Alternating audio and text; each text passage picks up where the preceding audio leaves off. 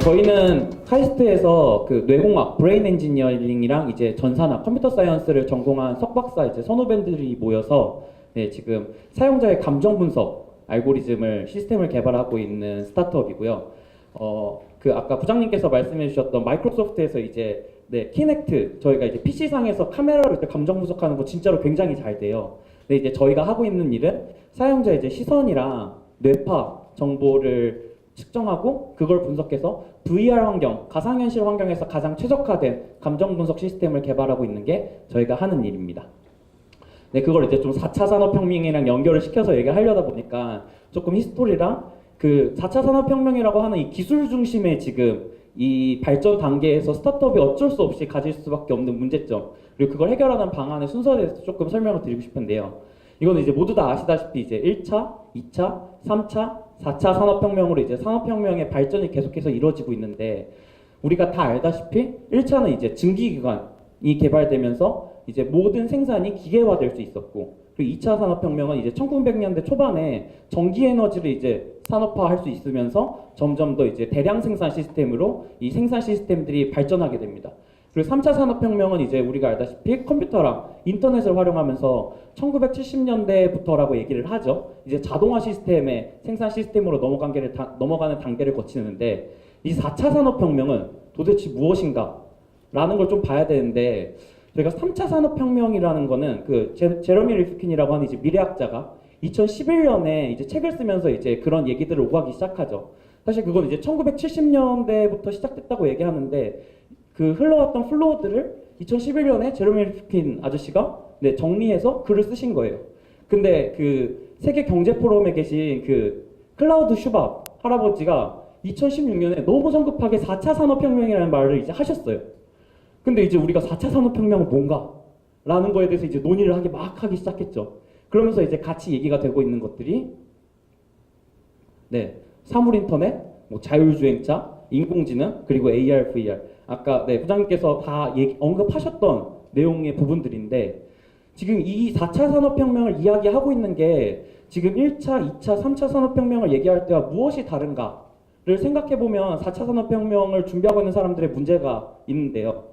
1차, 2차, 3차 산업혁명은 어떤 기술 발전이 이루어져서 어떤 부분에서 혁신적인 발전을 이뤄냈고 그게 산업화에 어떤 영향을 끼쳤다라는 것들이 굉장히 명확하게 연결관계가 있어서 우리가 그 혜택을 누리고 있어요. 근데 아직 4차 산업혁명은 기술 중심으로 얘기가 되고 있죠. 인공지능이 나올 거고 지금 많이 활용할 거고 결국 인공지능의 대중화, 민주화에 대한 얘기를 하고 있고 자율주행차도 실제로 테스팅하고 있고 AR, VR 세상에서 이제 컴퓨터, PC 세대가 또 다른 세상을 열어줄 거다. 이런 것들이 나오고 있는데 이제 문제는 so what이라는 부분인데요. 네. 그러니까 4차 산업혁명을 대하는 문제는 스타트업이 어떤 문제를 풀어가고 제품을 만들어가는 과정과 조금 달라요. 그러니까 분명히 1차, 2차, 3차, 4차 산업 전부 다 이렇게 시작을 했을 거예요. 기술을 막 개발하고 증기기관을 만들다가 전기에너지를 만들고 컴퓨터를 만들고 막 인터넷을 만들고 그리고 그걸 활용하는 방안들을 계속 찾아가면서 제품이랑 서비스를 만들고 그게 어떻게 활용되지 하면서 산업 전반적인 거시적인 것들을 바꿔가기 시작했을 텐데 그렇기 때문에 4차 산업혁명을 이야기하는 단계도 1차, 2차, 3차 산업혁명의 발전 과정과 비슷한 순서일 건데 이 4차 산업혁명이라고 얘기하는 그 그룹에 끼어든 스타트업들은 이제 힘든 거죠. 왜냐하면 보통의 스타트업들은 아까 황 이사님께서 설명해 주셨던 대로 시장에서 뭐가 필요하지? 를 생각하고 시장의 이야기를 들어보고 분석한 다음에 그걸 제품으로 만들어보고 그 결과를 얻고 그러면서 이제 돈을 만들어가고 이제 기술을 개발하면서 발전해 나가야 되는데 이게 이제 역순인 거죠. 그러니까 4차 산업혁명을 준비한다고 하는 뭐 인공지능, 뭐 자율주행차, VR, AR 하는 기업들은 기술을 갖고 있는 거예요. 근데 아직 이 시장은 어디야? 돈을 어떻게 벌래? 이제 VC들 만나면 가장 많이 듣는 질문이 그거거든요. 누굴 타겟으로 어떻게 돈을 벌 거야? 이건 너무 당연한 얘기죠. 돈을 많이 벌어야 그만큼 가치도 상승하고 빠르게 성장하니까. 그런 과정 속에서 기술을 갖고 있는 기업들이 어떤 시장에 어떻게 팔 것인가라고 하는 문제가 이제 궤가 조금 다른 거죠. 그래서 4차 산업혁명을 준비하는 스타트업의 어려움은 가장 기본적인 문제는 산업 생태계가 아직 형성되지 못한 문제를 갖고 있는 거예요. 라고 생각하고 있습니다. 산업 생태계가 부재하기 때문에 각각의 파생되는 문제가 있는데요. 첫째는 일단 기본적으로 초기에 이제 생태계가 형성되어 있지 않다 보니까 기술 투자 비용에 돈이 굉장히 많이 들어요. 일단 이 기술을 개발하려면 훌륭한 연구 인력들, 개발 인력들을 모셔야 되거든요. 그럼 일단 기본적으로 들어가는 인건비, 그리고 언제 매출이 생길지 모르기 때문에 그때까지 우리가 버텨야 되는 자금, 이런 비용들이 계속해서 들어가는 문제들, 그거와 연결돼서 그러면 돈은 어떻게 벌 거야? 라고 하는 매출 채널의 한계, 이게 다 연결되어 있는 거죠.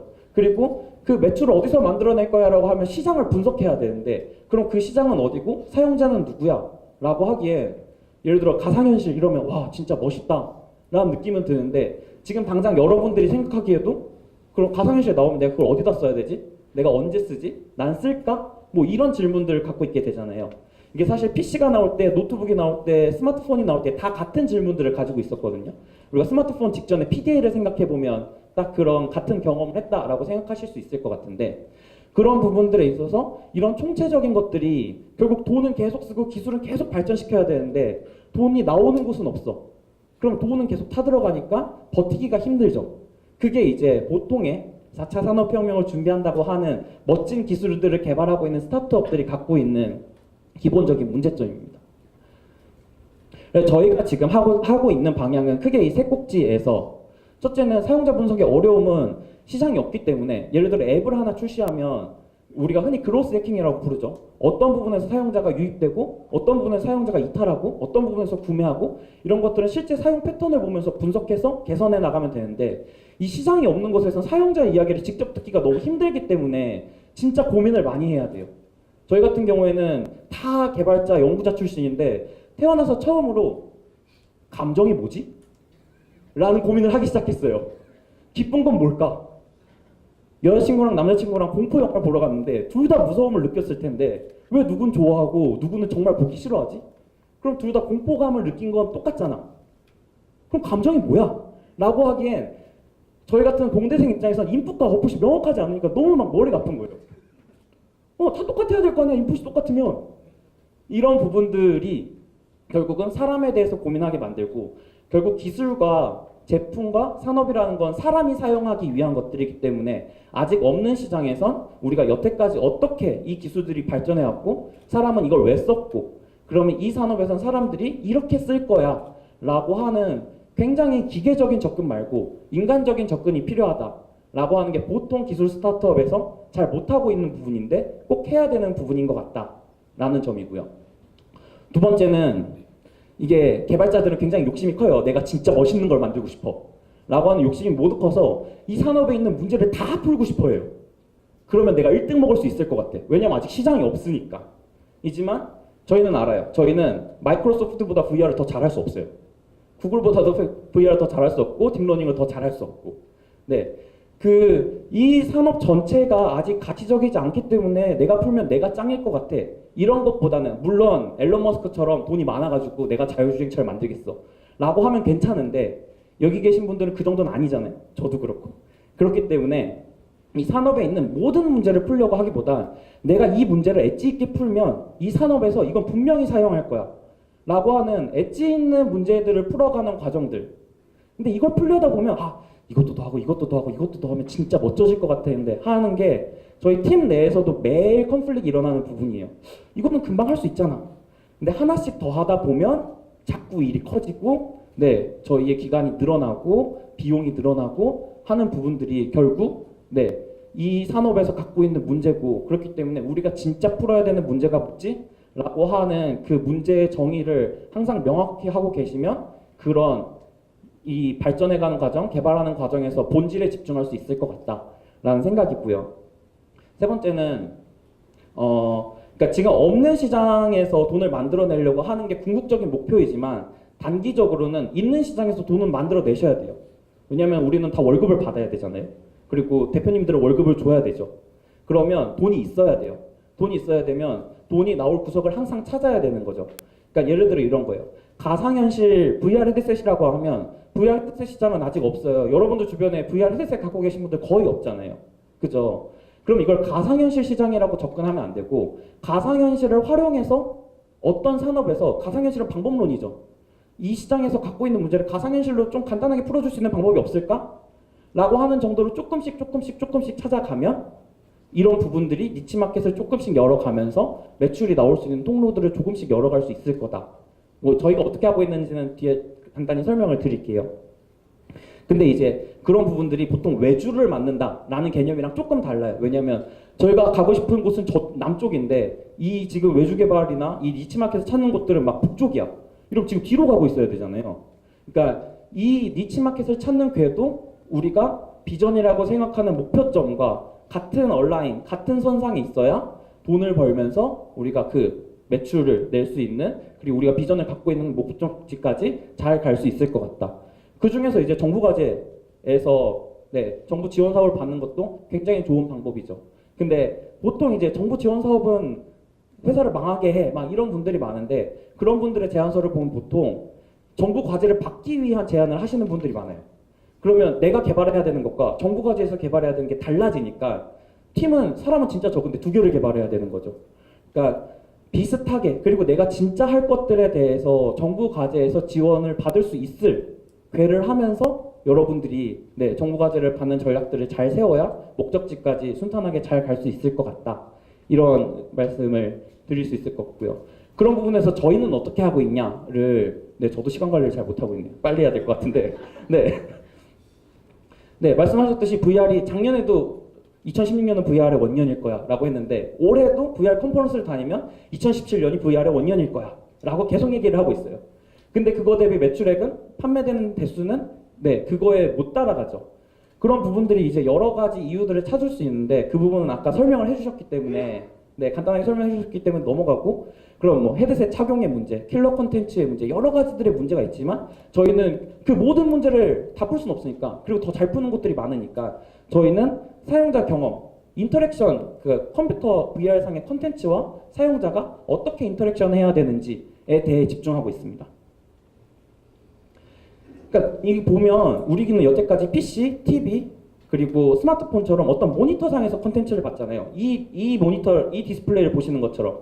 그러니까 여러분들은 여태까지 콘텐츠를 다 관찰자적인 시점으로 보는 거예요. 무슨 게임을 하든 간에. 이 콘텐츠 전체를 볼 수 있죠. 근데 VR은 그 가상현실상으로 내가 들어가는 거기 때문에 관찰자의 시점보다는 약간 참여자의 시점이 좀 더 가깝습니다. 그래서 VR 콘텐츠 개발하시는 분들이 이제 고민은 예를 들어 영화를 보면 여기서 주인공들이 대화하고 있고 이쪽에서 악당이 엿듣고 있으면 이 화면상에서 다 보여줄 수 있는데 VR상에서는 이 360도 실제 환경이니까 이렇게 대화를 나누고 있는데 저 뒤에서 악당이 듣고 있으면 제가 저 사람을 볼 수 없는 거예요. 그럼 저 사람을 어떻게 보게 만들어야 되지? 이런 고민들이 굉장히 많다고 하시더라고요. 그런 관점에서 조금 VR과 기존의 이제 컴퓨팅의 사용자 경험이 좀 다른데 여태까지의 VR들은 그냥 와이드 스크린 360 스크린의 사용자 경험을 제공하는 게 거의 대부분이었고 그러다 보니까 그러면 그냥 큰 TV 사면 되지 뭐하러 60만원, 70만원, 뭐 100만원 넘어가는 VR을 버겁게 사서 쓰는 거 엄청 귀찮거든요. 귀찮고 이거 쓰면 엄청 답답하고 그리고 실제로 멀미감 느끼시는 분들도 굉장히 많고 결국 같은 사용자 경험이면 VR을 쓸 이유가 없는 거죠. 그렇다고 하면 가상현실상에서는 어떤 사용자 경험이 필요한가 라고 할 때 저희는 가상현실은 그냥 현실, 그러니까 현실이라는 공통어가 있기 때문에 현실과 똑같은 사용자 경험이 필요하다고 생각하고 있어요. 그렇기 때문에 실제 현실에서 내가 다른 사람이랑 어떻게 인터랙션 하지가 가상현실에서 똑같이 구현돼야 된다고 생각하고 그게 몰입감, 실제감, 현실감에 큰 영향을 끼칠 거다라고 생각을 하고 있고요. VR업계에서 이제 얘기되는 용어는 이제 이모셔널 커넥션이라는 부분이 있습니다. 우리가 흔히 얘기할 때 단어로 의미를 설명하는 것보다 몸짓, 표정, 뭐 이런 손짓 등으로 의사 전달이 더 많이 된다고 얘기하잖아요. 그런 부분들이 이제 감정적 공감대라고 저희는 생각을 하거든요. 그런 부분에서 VR 콘텐츠들이 제작되고 있고 그 가장 대표적인 예시가 아이 컨택으로 이제 VR 콘텐츠들을 만들어가고 이제 실리콘밸리에 있는 한 업체에서 바오밥 스튜디오라고 하는 업체에서 VR 영상을 만들었을 때 사용자들한테 얘기를 들어보니까 아이 컨택보다 이 토끼가 나와서 킁킁거려요. 사용자 바로 앞에서. 그러면 그게 너무 귀여운 거야. 너무 귀여워서 거기에 자꾸 반응하게 되고 그 토끼를 따라서 움직이게 되고 하는 부분들이 그런 부분들로 이모셔널 커넥션을 자꾸 만들어 가려고 한다라는 부분이고, 즉 감정에 기반한 인터랙션 방식이 아직은 한 번도 없었기 때문에 그걸 어떻게 구현해야 될지에 대해서는 아직 퀘스천 마크지만 VR 상에서의 사용자 경험은 사용자의 감정에 기반한 인터랙션이 돼야 되는 게 아닌가라고 생각을 하고 있습니다. 어이구, 네. 시간이 진짜 없어서 빨리 넘어가야 될 것 같은데요. 그래서 저희가 생각하고 있는 건 VR 헤드셋 상에 사용자의 뇌파랑 그 시선 정보를 추출할 수 있는 센서를 내장시키고 있어요. 그래서 저희는 헤드셋을 만들고 싶은 게 아니라 마이크로소프트에서 나온 VR 헤드셋, 그리고 바이브, 오큘러스, 모바일 VR 헤드셋에 저희 내장 센서를 삽입하고 싶은 거고, 거기서 나오는 신호를 분석해서 감정 분석 딥러닝 알고리즘을 돌려서 그걸 API로 전달하면 이제 거기 있는 캐릭터들이 사용자의 감정에 기반한 인터랙션을 만들고 싶은 게 저희가 궁극적으로 가고 싶은 방향입니다. 그래서 헤드셋 안에 인베딩해서 신호가 나오면 이걸 가지고 딥러닝 알고리즘을 돌리고 있고요. 그렇게 API를 전달하고 있는 방식입니다. 그래서 네, 여기 보면 이제 6채널에서 뇌파가 쭉 나오게 되고요. 두 양안 카메라, IR 카메라에서 저희가 이제 동공 영역만 추출하는 알고리즘들 계속 개발해서 PPL, 동공의 사이즈랑 크기, 크기 똑같은 말이네요. 크기랑 위치 정보들을 계속 추출해가지고 이제 이걸 감정 분석에 활용하고요. 네, 이거는 이제 PC상에서 저희가 이제 실험하면서 50명의 피험자 분들을 모아서 실험한 건데, 금연 광고 영상에서 보통 어디를 보는지, 그리고 그거에 따라서 이건 이제 신경과학, 인지과학 영역에서 쓰고 있는 축인데요. 점점 이제 흥분 상태가 되면서 이거는 포지티브, 네거티브 감정에 대한 축인데요. 익사이티드해지면서 네거티브해진다. 결국 이렇게 되면 이제 학계에서는 이 두 개의 영역을 합하게 되면 디스커스티드한 감정일 것이다라고 플랫하는 그런 축들로 연결시켜서 감정 분석을 현재는 진행하고 있는 단계입니다. 그래서 저희가 지금 계속해서 저희가 엣지를 갖고 가고 싶은 부분들은 당연히 정확도는 그 무엇보다 높아야 된다라는 부분인데, 거추장스럽게 뭘 하지 않고 사용자 입장에서 그냥 쓰기만 하면 자연스럽게 감정이 추출해야 이게 내장 센서로서의 역할, 그리고 사용성이 높아진다는 역할을 갖고 있고, 그래서 사용성과 정확도 부분에서 계속해서 월드탑 수준의 기능을 제공하려고 노력하고 있습니다. 그래서 뭐 지금은 SK텔레콤이랑 같이 일을 좀 하면서 콘텐츠를 구축해가고 있고요. 그래서 근데 이게 이제 마지막으로 말씀드렸던 부분인데요. VR 콘텐츠 상에서 인터랙션을 하는 게 저희가 궁극적으로 가고자 하는 방향인데, 사실 VR 기기 보급되는 거 한 대도 없고 콘텐츠도 잘 없고, 근데 이걸로 먹고 살려고 하니까 너무 멀리 남은 거죠. VR 성장기까지 가기에. 그럼 VR 도입기에 우리가 무엇을 해야 되는가?